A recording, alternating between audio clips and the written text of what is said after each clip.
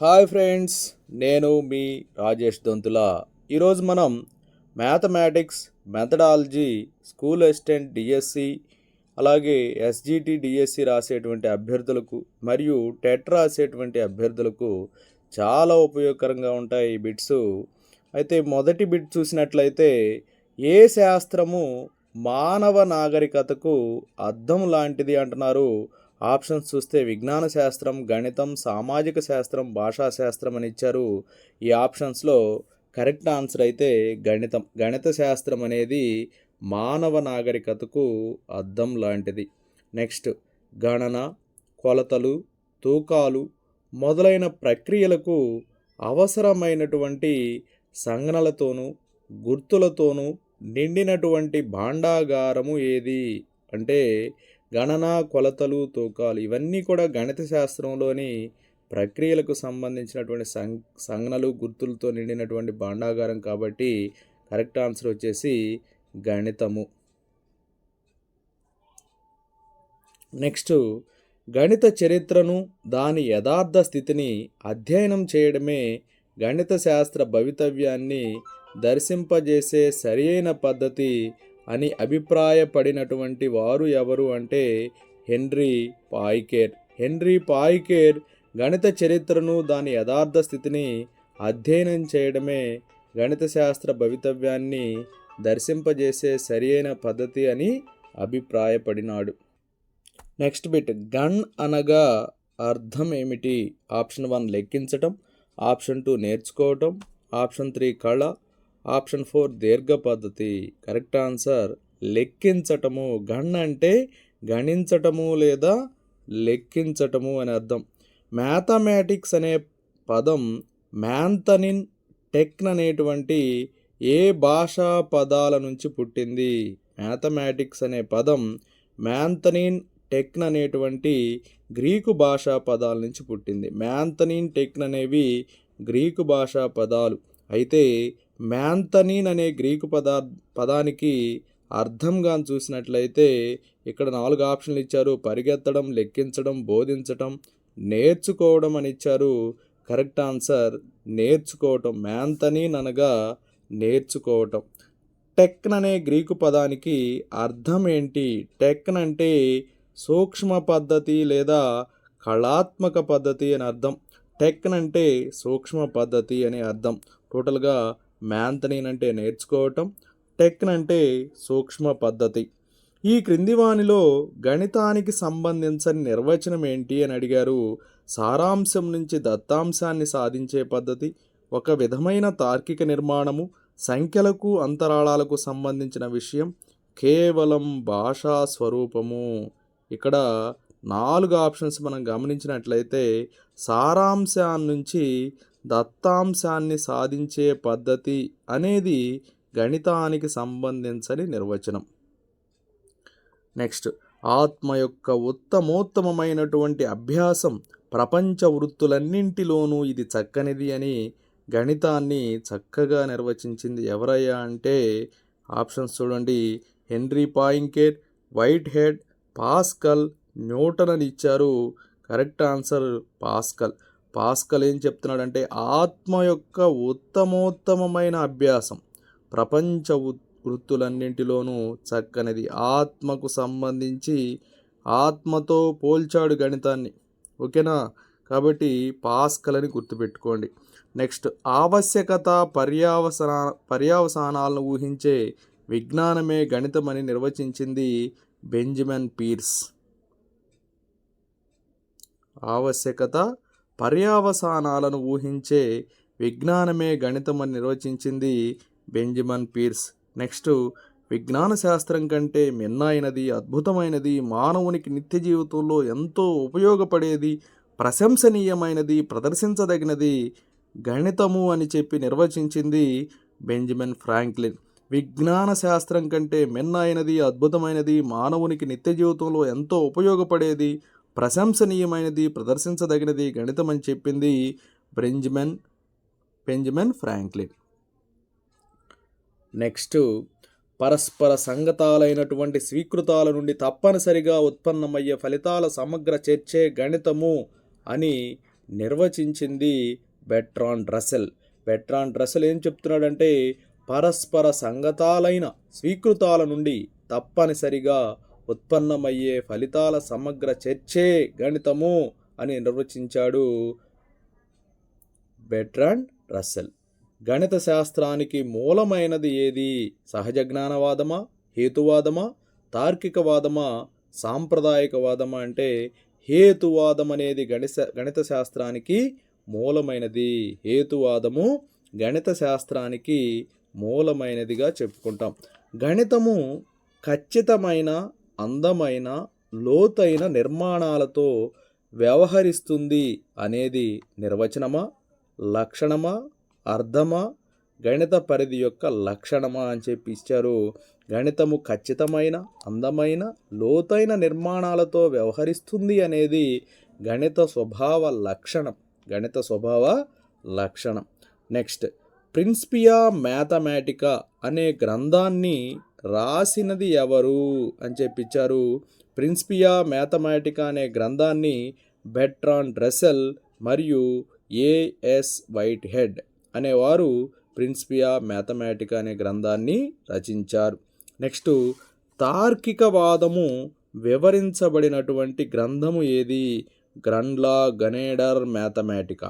గ్రండ్లా గనేడర్ mathematica అనేది తార్కికవాదాన్ని వివరించినటువంటి గ్రంథం.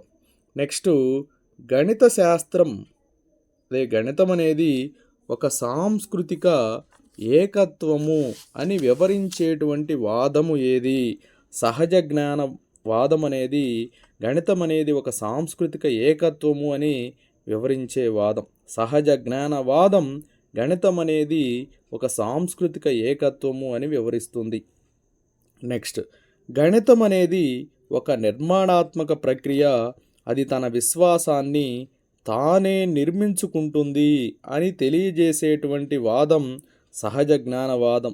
సహజ జ్ఞానవాదం అనేది సాంస్కృతిక ఏకత్వము అని వివరించేటువంటి వాదము. అంటే సహజ జ్ఞానవాదం అనేది గణితం ఒక సాంస్కృతిక ఏకత్వం అని వివరించే వాదము, మరియు ఒక గణితం అనేది ఒక నిర్మాణాత్మక ప్రక్రియ అని, అది తన విశ్వాసాన్ని తానే నిర్మించుకుంటుందని తెలియజేసే వాదం. అయితే సహజ జ్ఞానవాదాన్ని ఎవరు ప్రచారం చేశారు అంటే సహజ జ్ఞానవాదాన్ని లియోపార్డ్ క్రోనేకర్, హెన్రీ పాయింకేర్ అనేవాళ్ళు సహజ జ్ఞానవాదాన్ని ప్రచారం చేశారు. ఎవరు? లియోపార్డ్ క్రోనేకర్ మరియు హెన్రీ పాయింకేర్. నెక్స్ట్, గ్రండ్లా గనేడర్ మ్యాథమెటికా అనే గ్రంథాన్ని ప్రవేశపెట్టినటువంటి వాదం. ఏ వాదంలో గ్రండ్లా గనేడర్ మ్యాథమెటికా అనే గ్రంథం ఉన్నది అని కూడా అడుగుతారు. గ్రండ్లా గనేడర్ మ్యాథమెటికా అనేది సాంప్రదాయిక వాదంలో ప్రవేశపెట్టబడింది. నెక్స్ట్, సంఖ్యావాదంలోని నిలకడగల స్వీకృతాల రూపకల్పనన్నింటిలోనూ నిర్ధారించలేని ప్రతిపాదనలు ఉన్నాయి అని అభిప్రాయపడిన వారు ఎవరు? డబ్ల్యూ గ్లైషర్, కర్ట్ Godel, Hilbert Poincaré. Correct answer కానీ చూసినట్లయితే కర్ట్ గొడెల్ అనే అతను ఏమని అభిప్రాయపడ్డాడంటే సంఖ్యావాదంలోని నిలకడగల స్వీకృతాల రూపకల్పనన్నింటిలోనూ నిర్ధారించలేని ప్రతిపాదనలు ఉన్నాయి అని అభిప్రాయపడ్డాడు. నెక్స్ట్, గణితాన్ని దాని చరిత్ర నుండి విడగొట్టే ఏ ప్రయత్నం వల్లనైనా గణితం నష్టపోయినంతగా ఏ శాస్త్రము ఇటువంటి ప్రయత్నాల వల్ల నష్టపడదు అని నేను దృఢంగా చెప్పగలను అని అభిప్రాయపడినది డబ్ల్యూ గ్లైషర్. గణిత చరిత్ర అధ్యయనం వలన కలిగే ప్రయోజనం ఏంటి? గణిత చరిత్ర అధ్యయనం వలన ఏ ప్రయోజనం కలుగుతుంది అని ఇచ్చారు. ఇక్కడ 3 ఆప్షన్స్ ఉన్నాయి. ఏ, అనేక ప్రత్యామ్నాయ పద్ధతులను తెలుసుకునే వీలు కలుగుతుంది. ఏ అంశాల నుండి ఏ గణిత శాఖ ఎలా ప్రారంభమై అభివృద్ధి చెందిందో తెలుస్తుంది. వివిధ గణితాంశాలను అవి కనిపెట్టిన క్రమంలోనే బోధించవలసినటువంటి అవసరాన్ని గుర్తింపజేస్తుంది అని చెప్పి 3 ఆప్షన్స్ ఇచ్చారు. కరెక్ట్ ఆన్సర్ కానీ మనం చూసినట్లయితే అన్నీ కూడా కరెక్టే. అనేక ప్రత్యామ్నాయ పద్ధతులను తెలుసుకునే వీలు కలుగుతుంది. ఏ ఏ అంశాల నుండి ఏ గణిత శాఖ ఎలా ప్రారంభమై అభివృద్ధి చెందిందో తెలుస్తుంది. వివిధ గణితాంశాలను అవి కనిపెట్టిన క్రమంలోనే బోధించవలసిన అవసరాన్ని గుర్తింపజేస్తుంది. నెక్స్ట్, గణితాన్ని ఆలోచనలో సమస్యల చరిత్రగా ప్రదర్శించాలి అని అభిప్రాయపడిన వారు లైబ్నిజ్ అభిప్రాయం ప్రకారం గణితాన్ని ఆలోచనలో సమస్యల చరిత్రగా ప్రదర్శించాలి అని అభిప్రాయపడింది లైబ్నిజ్. నెక్స్ట్, మొట్టమొదటి మహిళా గణిత శాస్త్రవేత్త, వెరీ వెరీ ఇంపార్టెంట్ బిట్టు. మొట్టమొదటి మహిళా గణిత శాస్త్రవేత్త ఎవరంటే హైపాటియా. ఎవరమ్మా? హైపాటియా మొట్టమొదటి మహిళా గణిత శాస్త్రవేత్త. గణన, కొలతలు, తూకాలు మొదలైన ప్రక్రియలకు అవసరమైన సంజ్ఞలతోనూ గుర్తులతోనూ నిండిన భాండాగారమే గణితం. గణిత చరిత్రను, దాని యథార్థ స్థితిని అధ్యయనం చేయటమే గణిత శాస్త్ర భవితవ్యాన్ని దర్శింపజేసే సరియైన పద్ధతి అని అభిప్రాయపడింది హెన్రీ పాయింకెర్. గణ్ అనే సంస్కృత పదానికి అర్థము ఏంటంటే లెక్కించడం. గణ్ అనగా లెక్కించడం లేదా గణించటం. మ్యాథమెటిక్స్ అనే ఆంగ్ల పదం మ్యాంథనీన్ టెక్న్ అనేటువంటి గ్రీకు భాషా పదాల నుంచి పుట్టింది. మ్యాథమెటిక్స్ అనే ఆంగ్ల పదం మ్యాంథనీన్ టెక్న్ అనే గ్రీకు భాషా పదాల నుంచి పుట్టింది. మ్యాంథనీన్ అనే గ్రీకు పదానికి అర్థం ఏంటి? ఆప్షన్ 1 లెక్కించటం, ఆప్షన్ 2 నేర్చుకోవటం, ఆప్షన్ 3 సాధించటం, ఆప్షన్ 4 సూక్ష్మ పద్ధతి లేక కళ. ఇక్కడ మ్యాంథనీన్ అంటే అర్థము ఏంటంటే నేర్చుకోవటం. టెక్న్ అంటే సూక్ష్మ పద్ధతి లేదా కళ అని అర్థం. టెక్న్ అనే గ్రీకు పదానికి అర్థం ఏంటంటే సూక్ష్మ పద్ధతి లేదా కళ. గణిత శాస్త్రం అనగా ఏంటి అన్నారు? ఆప్షన్ 1 ఆనందాన్నిచ్చే మేధా ప్రవృత్తి, ఆప్షన్ 2 దత్తాంశం నుండి సారాంశాన్ని సాధించే పద్ధతి, ఆప్షన్ 3 అనిశ్చిత విషయాన్ని బహిర్గతపరిచి నిశ్చిత విషయంగా అందించేది, ఆప్షన్ 4 పైవన్నీయు అని ఇచ్చాడు. పైవన్నీయు కూడా గణిత శాస్త్రానికి సంబంధించినవే. ఆనందాన్నిచ్చే మేధా ప్రవృత్తి, దత్తాంశం నుంచి సారాంశాన్ని సాధించే పద్ధతి, అనిశ్చిత విషయాన్ని బహిర్గతపరిచి నిశ్చిత విషయంగా అందించేది.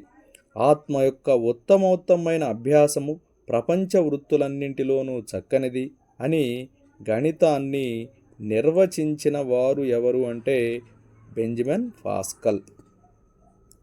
ఆవశ్యకత పర్యవసానాలను ఊహించే విజ్ఞానమే గణితము అని నిర్వచించింది బెంజమిన్ పియర్స్. నెక్స్ట్, విజ్ఞాన శాస్త్రం కంటే మిన్న అయినది, అద్భుతమైనది, మానవునికి నిత్య జీవితంలో ఎంతో ఉపయోగపడేది, ప్రశంసనీయమైనది, ప్రదర్శించదగినదే గణితము అని అభిప్రాయపడినది బెంజమిన్ ఫ్రాంక్లిన్. పరస్పర సంగతాలైన స్వీకృతాల నుంచి తప్పనిసరిగా ఉత్పన్నమయ్యే ఫలితాల సమగ్ర చర్చే గణితము అని నిర్వచించిన వారు బెర్ట్రాండ్ రస్సెల్. పరస్పర సంగతాలైన స్వీకృతాల నుంచి తప్పనిసరిగా ఉత్పన్నమయ్యే ఫలితాల సమగ్ర చర్చే గణితము అని నిర్వచించిన వారు బెర్ట్రాండ్ రస్సెల్. గణిత స్వభావాన్ని వివరించే పద్ధతులు ఏవి? ఆప్షన్ 1 తార్కికవాదము, సాంప్రదాయకవాదము, ఆప్షన్ 2 సాంప్రదాయకవాదము, సహజ జ్ఞానవాదము, ఆప్షన్ 3 సహజ జ్ఞానవాదము, తార్కికవాదము, ఆప్షన్ 4 పైవన్నీయు. కరెక్ట్ ఆన్సర్ పైవన్నీయు. గణితం తర్కంతో సమానము అని వాదించే వాదం ఏది? తర్కము అనగానే కనిపిస్తుంది దాంట్లో ఆన్సరు గ్రహించండి. ఆప్షన్ 1 తార్కికవాదము, ఆప్షన్ 2 సహజ జ్ఞానవాదము, ఆప్షన్ 3 సాంప్రదాయకవాదము, ఆప్షన్ 4 పైవన్నీయు. కరెక్ట్ ఆన్సర్ తార్కికవాదము. తర్కంతో సమానమైనది కాబట్టి తార్కికవాదం. గణితానికి సంబంధించిన అంశాలన్నింటినీ ఏ వైరుధ్యాలు లేకుండా తర్కం నుండి సాధించాలి అని తెలియజేసే వాదం. దీనికి కూడా చాలా ఈజీగా ఆన్సర్ చెప్పొచ్చు. తర్కము నుండి తార్కికవాదము. తార్కికవాదాన్ని అనుసరించిన వారు ఎవరు? తార్కికవాదాన్ని అనుసరించింది బెర్ట్రాండ్ రస్సెల్, ఏఎస్ వైట్హెడ్. మానవుని సహజ జ్ఞాన ఫలితంగా ఏర్పడినటువంటి సహజ సంఖ్యల నిర్మాణంపై గణితం ఆధారపడి ఉంటుంది అని తెలియజేసే వాదము ఏది అంటే సహజ జ్ఞానవాదం.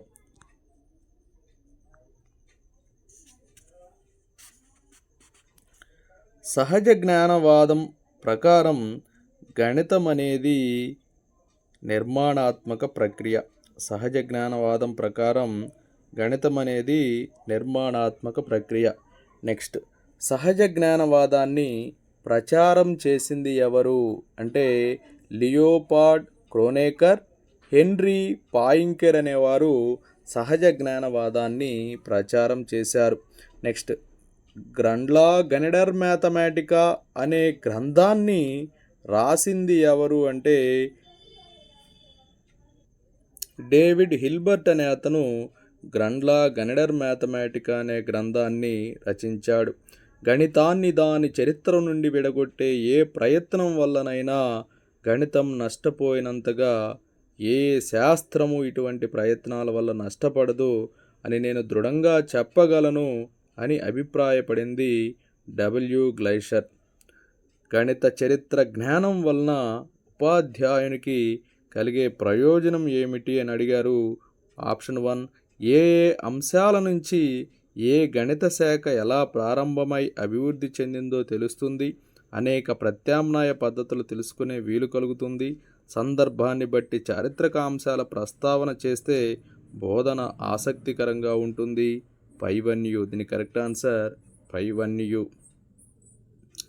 గణితాన్ని ఆలోచనల, సమస్యల చరిత్రగా ప్రదర్శించాలి అని అభిప్రాయపడిన వారెవరు? Option 1 Leibniz, option 2 George Cantor, option 3 స్టాండర్, option 4 Glaisher. Correct answer Leibniz.